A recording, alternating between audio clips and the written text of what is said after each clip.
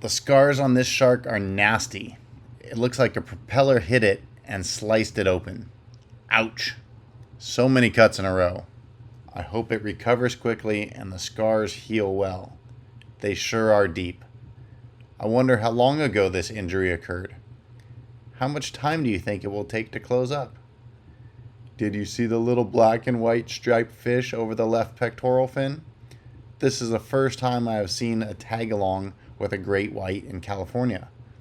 Pilotfish have a symbiotic relationship with sharks, eating mostly parasites and leftovers from when the sharks feed. This one sure seems content hanging out with this shark. I wonder how that discussion starts between the two fish. It is always tough to see animals with wounds. I root for them all to heal up quickly. This shark moved in a very healthy manner and will likely recover with some serious scars. Hopefully soon.